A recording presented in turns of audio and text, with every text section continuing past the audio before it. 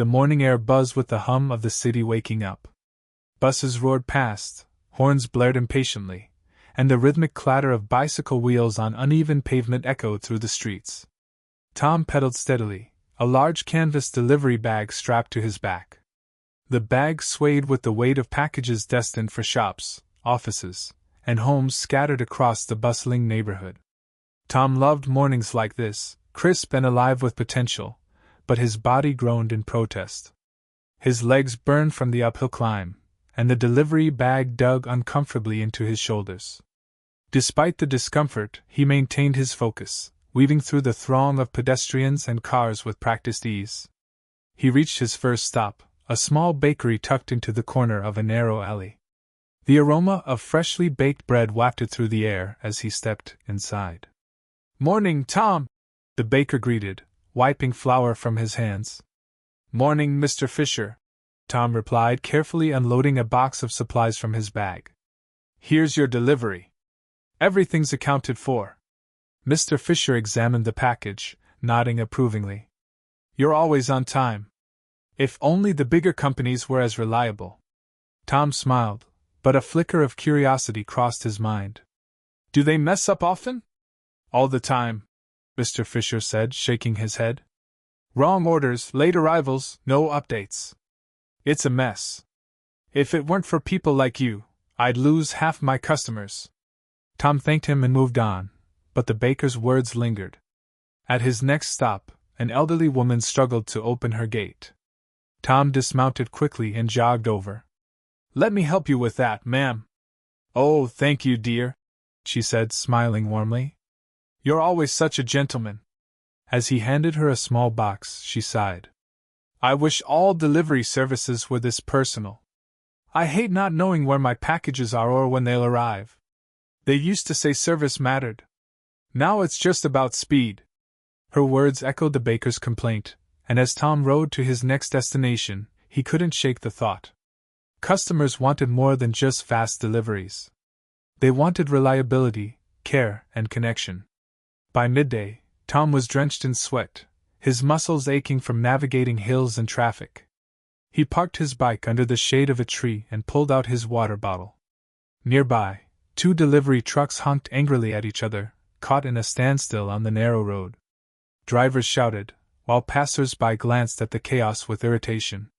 Tom watched, sipping his water, and thought about the inefficiencies he'd seen: missed addresses, unresponsive customer service, long waits for parcels. There had to be a better way. Later that evening, as the city settled into its quieter rhythm, Tom leaned his bike against the wall of his small apartment and collapsed onto the couch.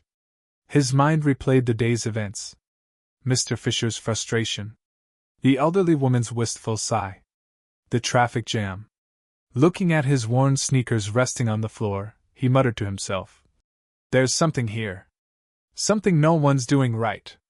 He grabbed a notebook from his desk and began scribbling furiously, his thoughts tumbling out in hurried sketches and ideas. A shipping service that truly listened. A company built on reliability, transparency, and care. The city's noise faded into the background as Tom worked late into the night, the spark of an idea taking root. Tom leaned back in his chair, staring at the scattered notes and rough sketches on his desk. Diagrams of delivery routes, customer feedback systems, and vague ideas for a mobile app were scribbled across the pages. The dim light of his apartment lamp cast long shadows on the walls. He chewed on the end of his pen, his mind racing. The idea felt solid, even exciting, but the scale of it made him pause. He was a delivery boy with barely enough savings to cover next month's rent. Could he really start a shipping company? As he mulled it over, his phone buzzed with a message from Danny, his childhood friend. Dinner? A short while later, they sat at a tiny diner tucked away on a quiet street. Tom stirred his coffee absent-mindedly, barely touching his plate.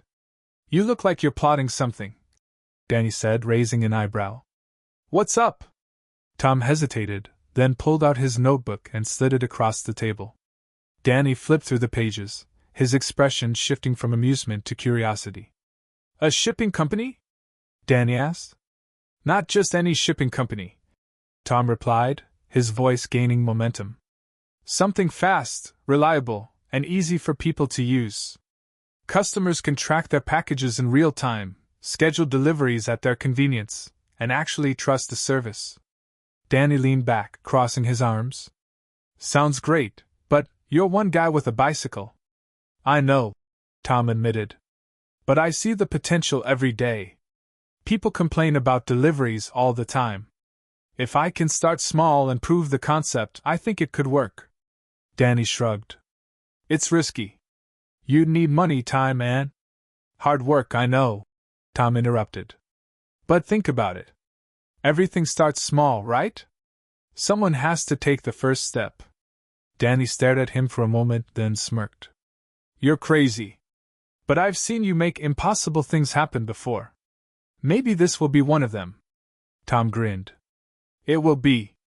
The next morning, Tom stood outside his apartment, his bicycle gleaming in the sunlight.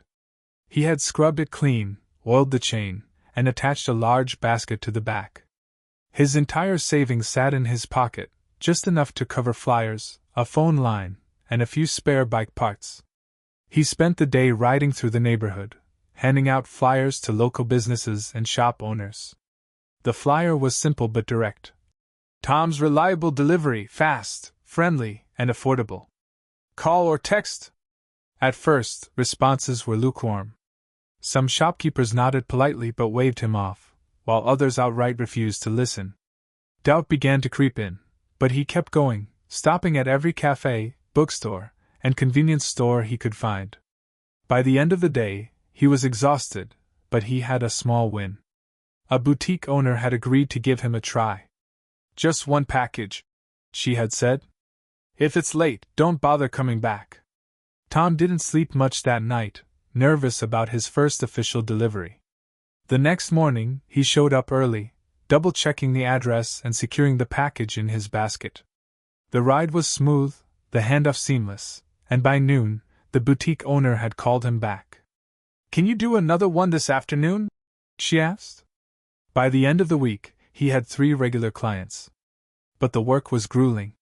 His days stretched from early morning to late at night, his legs burning from endless pedaling. There were moments when he doubted himself, especially when customers questioned his reliability, or when another delivery service swooped in with a flashy truck. Still, Tom kept going. He made it a point to listen to his customers, ask for feedback, and improve where he could.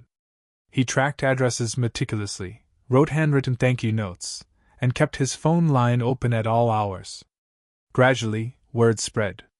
A bakery, a flower shop, and a local cafe all signed on, impressed by his punctuality and care. One evening, as he sat counting his earnings at the kitchen table, Tom realized he had saved enough to invest in something bigger. He flipped to a fresh page in his notebook and wrote 2 words at the top: next steps. He was no longer just a delivery boy. He was building something real. The hum of a second-hand truck echoed down the quiet alley as Tom parked it in front of a bustling cafe. It was rusty and a bit worse for wear, but it was his, a tangible symbol of his growing business. He had saved up for months to buy it, knowing that a bicycle alone wouldn't be enough to handle the increasing demand. Tom jumped down from the driver's seat and opened the back of the truck, where a stack of carefully sorted packages waited. With practiced precision, he delivered each one, greeting customers with the same enthusiasm he had when he first started. As he finished his last delivery of the morning, the cafe owner waved him over. "Tom, you're a lifesaver," she said, handing him a steaming cup of coffee. "The last guy I hired kept losing packages. Your system, your attention to detail, it's a game changer." Tom smiled, taking a sip. "Thanks, but there's still a lot to improve. I'm working on something new, a website where customers can track their deliveries and schedule pickups." The cafe owner raised an eyebrow. "A website? Fancy. You building it yourself?" Tom laughed. "Trying to. Learning as I go." At night, Tom pored over online coding tutorials, teaching himself the basics of website design. He cobbled together a simple platform where customers could log in, enter their delivery details, and receive real-time updates on their packages. It wasn't perfect, Bugs were frequent, and the interface was clunky, but it worked. Word spread quickly. Local businesses loved the convenience of scheduling pickups online, and customers appreciated being able to see exactly when their packages would arrive.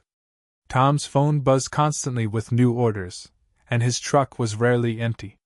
He hired his first employee, a neighbor named Luis, who shared Tom's passion for hard work and reliability.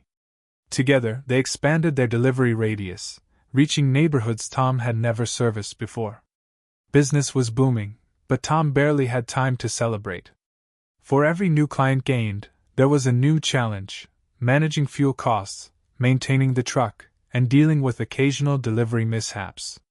Still, the pieces were coming together, and Tom couldn't shake the feeling that he was onto something big.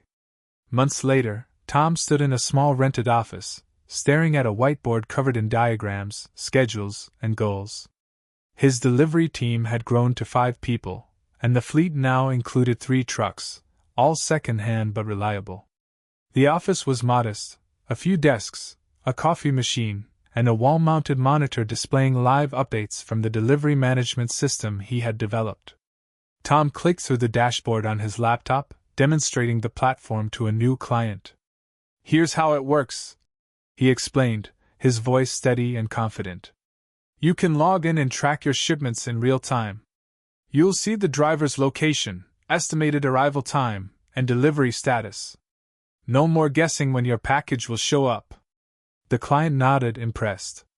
"This could save us a lot of headaches. I'll give it a try." The system wasn't just a tool for customers. It was the backbone of Tom's operation. Drivers used the app to navigate routes, report issues, and log deliveries. Customers loved the transparency, and businesses began recommending Tom's company to their networks. But scaling up came with its own set of challenges. One particularly chaotic afternoon, a server outage caused the system to crash, leaving customers unable to track their orders. Phones rang nonstop, complaints poured in, and Tom's team scrambled to manage the situation manually. Tom sat in his office, head in his hands, as Luis knocked on the door. "Hey," Luis said, setting a cup of tea on the desk. "It's a hiccup. We'll fix it." Tom sighed. "This is on me. I need to make the system more reliable. If customers can't trust us, what's the point?" Luis nodded. "Then we fix it. You've come too far to let this stop you." That night, Tom stayed at the office, working tirelessly to improve the platform. By morning, the system was back online, stronger and more secure. Customers, impressed by how quickly Tom resolved the issue, flooded the company with positive feedback. The experience taught Tom a valuable lesson: innovation wasn't just about creating something new, it was about adapting, solving problems, and continuously improving. As he watched his team load up trucks for the day's deliveries, Tom felt a surge of pride. His dream was no longer just an idea. It was a thriving business, powered by determination, technology, and a commitment to excellence. The sound of phones ringing filled the office. Tom sat at his desk, staring at a spreadsheet of delivery schedules. His team had doubled to 10 drivers, and the fleet had expanded to 5 trucks. On paper, it looked like a success story. In reality, chaos lurked beneath the surface. "Tom, we've got a problem," Luis said, rushing into the office. 3 deliveries were missed this morning, and 2 customers are threatening to cancel their contracts. Tom rubbed his temples. "What happened?" "Drivers got lost. The routes were overbooked. And there's a mix-up with addresses in the system," Luis admitted. Tom's stomach sank.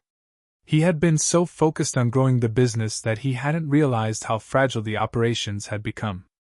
Every new client added pressure, and the cracks were starting to show. Later that afternoon, the situation worsened. A major delivery for a local electronics store, one of their biggest clients, was delayed due to a traffic jam. The store owner called, furious. "This was a priority shipment. If this keeps happening, we're done." Tom drove to the store personally, delivering the package with an apology. On the way back to the office, he replayed the conversation in his head. The weight of responsibility was crushing. That night, Tom called a meeting with his team. "We're growing faster than we can handle," he admitted. "I've been trying to do everything myself, and it's not working. We need to rethink how we operate." The team brainstormed for hours, coming up with solutions: better route optimization, clearer communication between drivers, and a dedicated customer support line. Tom also reached out to a mentor, an experienced logistics manager, who helped him streamline processes and implement a more efficient scheduling system. Over the next few weeks, the changes began to show. Deliveries were smoother, customer complaints decreased, and the team worked together like a well-oiled machine. One evening, as Tom watched the trucks pull out for their deliveries, he felt a renewed sense of purpose. The growing pains had been tough, but they had made him, and his company, stronger. Months later, Tom stood at the edge of a gleaming warehouse, his company's new headquarters. The sound of forklifts echoed through the space as workers loaded packages onto trucks. A sleek digital board displayed live updates on delivery statuses and driver locations. Tom walked through the warehouse, greeting employees. Each face reminded him of how far they had come. His team had grown to 30 people, his fleet to 15 trucks.